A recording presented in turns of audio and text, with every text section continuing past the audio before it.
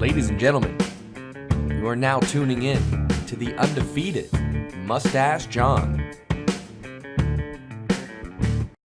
Hey again, friends, Moustache John here. Barcelona with another shocking loss to Granada, who is surprisingly at the top of the table in La Liga right now. I'm going to talk about that match and what went wrong, but I am going to give Barcelona fans 3 reasons to relax, why things are not as bad as they seem. I'll give you those reasons. We'll talk about what Barcelona can do moving forward to get the results that we're looking for. All this is coming up in today's video. Let's take a ride. All right, Barcelona, no excuses for losing to Granada. That sentence shouldn't be coming out of my mouth, but I've said that already a few times this season that I shouldn't be saying this, but yeah, so Barcelona loses to Granada. However, Granada is top of the table right now, so there's that. They've had a few good results already. They had a 2-0 win and a 3-0 win coming into this game against Barcelona. So Barcelona, had no excuse for taking them lightly. And if you look at the 2 goals, the goals are kind of meh.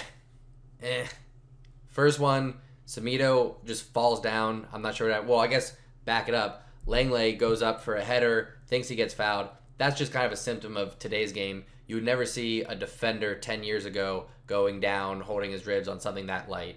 I don't think so anyway. So for me, between Langley being a little bit of a puss there and Semedo just falling down and the fact that it deflected off of PK, you can't really fault the defense for that goal happening. For the second goal, if Vidal just doesn't put his hand up, that goal doesn't happen. We end up losing this one 1-0. So on the defensive side, I'm not overly concerned. We didn't look amazing or anything, but I don't have any more concern than I did going into this match, I'd say. Yes, we gave up 2 goals, but the goals were kind of meh.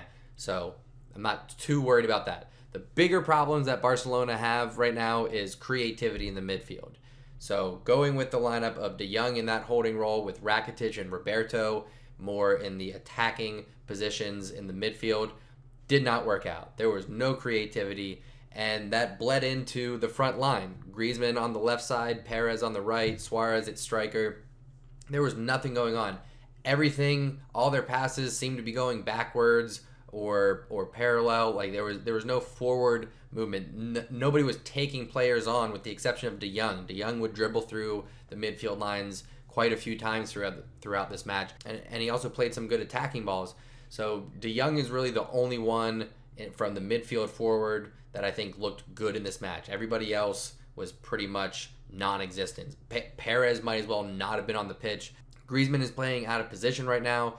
In Valverde's system, he only has one striker, and he prefers Suarez. So Suarez is at the number 9. That pushes Griezmann out to the left, and that's not his position, and he looks out of place. Griezmann played very well as the number 9 when Suarez was out, so that's one of the things we may have to look at moving forward is, are Griezmann and Suarez going to be able to be on the same pitch at the same time? I don't know about that. Another problem that came out of this match was Junior Firpo. The fact that he had to get subbed off at halftime because he just wasn't playing well. Defensively, he started out on that left-hand side, and he was starting for Jordi Alba. It's Junior Firpo's first start, and he really underperformed. He torched us last year when he was playing for Real Betis. He was fantastic on that left wing, had a goal and an assist, I believe. So we were really had some high hopes with him coming in and pressuring Jordi Alba and contesting for that left back spot. Now that Jordi Alba's injured, we're giving Junior Firpo a chance, and he did not pass that test. He didn't look good at all. So Valverde subs him off. So now the question is, are we going to have to put Roberto back at right back and Semedo at the left back while Jordi Alba's out? I think that's what Valverde is going to go for. That's probably going to be his preference moving forward. So with Firpo and Perez being subbed off at halftime, you saw Messi and Ansu Fati come off the pitch. Right away, you saw a change in play from Barcelona with Ansu Fati on that left wing. He's definitely playing with confidence. He's 16 years old, but he's running at defenders. He's taking players on, and he's getting to that end line and getting balls across. And he's looking great. I've got no complaints against Ansu Fati. Messi came in and played in that number 10 spot, which I think is going to be his role this year. We just need to figure out who's going to be in the number 9 and who's going to be on that right wing. I think when Dembele comes back, that's going to be his position on the right. Ansu Fati is making a case to be the starting left wing. That number 9, I think we really need to start looking at, is that going to be Griezmann or is that going to be Suarez? I don't think playing Griezmann on the wing is working out. Griezmann moved out to the right side once we made these subs at halftime, and still no change from him. Even though we had Ansu Fati creating on the left side and we had Lionel Messi now coming through the middle, we didn't see anything from Griezmann out wide. And honestly, we didn't see anything from Suarez either. So I think maybe Valverde is going to give Griezmann a shot at that number 9 with Suarez not really producing goals right now. We're gonna see. We'll see what happens. Overall, yes, this was a shocking loss. We only had one shot on goal despite having 74% of the possession. That's not what you want to see stats-wise. And it goes back to that lack of creativity from our midfield and forwards. We were just surprisingly poor for this match. Overall, though, I'm not overly concerned. And I'm surprised that I'm not overly concerned. I'm shocked that I'm the one coming and giving you these 3 reasons why Barcelona fans should relax. But I'm going to give it to you. So, number 1 reason why Barcelona fans can relax despite another shocking loss, we're only 3 points from the top of La Liga still. All right, Granada's got 10 points. We've got 7. So we are 5 matches in, but I mentioned this in videos previously. La Liga is a very forgiving league, particularly with Real Madrid rebuilding. Atletico Madrid is also rebuilding with the loss of Griezmann coming over to Barcelona. So you have Granada at the top of the table right now. All right, I know that I may disappoint the one Granada fan that's watching right now, but that's not going to last. Okay, they may have a great year, they may stay in the top 4, whatever, but Barcelona is going to rise to the top. It's going to happen during the course of the year. They're shaking things out right now, which leads me to reason number 2 why we shouldn't be overly concerned and why we can relax a little bit is Barcelona is still working out what their best 11 is going to be. Not only what their best 11 is going to be, but what their alternative 11s are going to look like. We have plenty of new players that we signed that were, and then also players that were young that are coming up that are new to the top 18 that we're going to be rotating, and so we need to figure out what are the best combinations.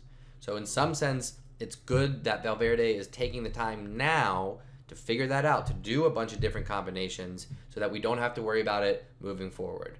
He's had a lack of depth for the last 2-3 seasons, so now he's got a wealth of talent in just about every position that he can mix and match and see what works best. If you look at the starting 11s for all 5 of the La Liga matches, we've had a different starting 11, I believe, for each and every one. So he's trying different things. He's seeing what works. The last few years, he's been playing a 4-4-2. We're seeing him go back to a 4-3-3. That's a positive move in terms of us seeing a more attacking lineup. So let's give Valverde some time to work this out. See what his best 11 is. Speaking of the best 11, leads me to point number 3. We have some pretty good takeaways right now. De Jong and Ansu Fati are looking like Barcelona's future right now. De Jong in that midfield, we've seen him in the more attacking role. We've seen him play the holding role, and he looks amazing in both. His vision, his positioning, his speed, his dribbling. He is a box-to-box midfielder that is young, that we can build around for years to come. He's going to have a strong partnership with Arthur, who is also emerging as a talent. I think that what we've seen from our midfield otherwise all but secures Arthur's starting spot in the next match and for moving forward, particularly in La Liga and Champions League. And then also Ansu Fati. He's 16 years old. He plays on the left wing. We've been looking for a left winger. We've been throwing Griezmann out there. We tried Coutinho out there, who's playing amazing for Bayern Munich, by the way, when you put him in the right position, Valverde. So Ansu Fati and De Jong are 2 to build around for the future. They're 2 players to look forward to watching their careers develop. We should be excited about that. So we're only 3 points behind. We're still testing out what our best 11 is, and we are seeing signs of a core Barcelona group that we can build from for the future with De Jong and Arthur and Ansu Fati. So those things we can be excited about. Okay, so moving forward, I think what we've learned is that Griezmann should not be playing out on the wing. I think he needs to battle it out for that number 9 spot with Suarez. That's going to put pressure on both of them to perform up to their best abilities. Or have Griezmann drop down into a number 10 spot and have Messi play out on the right wing. That's fine. Messi plays out on the right wing all the time. He'll drift out there wherever you put him on the pitch. He'll wind up on that right wing. So I think that's an option as well. But we got to stop putting Griezmann on the wing. In the midfield, I think we need to see more of that Frankie de Jong and Arthur partnership. For right now, that third midfielder is going to be Sergio Busquets. I think we need to, of course, find a long-term replacement, but I want to see more of Frankie de Jong and Arthur so they can build off of that partnership. In the defense, I don't see any changes happening. Maybe Umtiti starting to rotate in once he's healthy. If he becomes healthy, he and Dembele, I don't know what's going on with these guys. Can't get healthy. But I think defensively, we don't see much. When Jordi Alba returns, he's going to start on the left. Semedo is locking down that right back spot. So you're not going to see many changes there. I think there's plenty of reasons to be upset if you're a Barcelona fan, but I've given you a few reasons to calm down and relax. We've got Villarreal coming up on Tuesday. I'm very curious to see what kind of lineup we go with. I'm curious to see if we get any better results in terms of the creativity from the midfield and attackers. So we will see what happens. Either way, thank you so much for stopping by. I always appreciate the support. I'll see you next time, folks.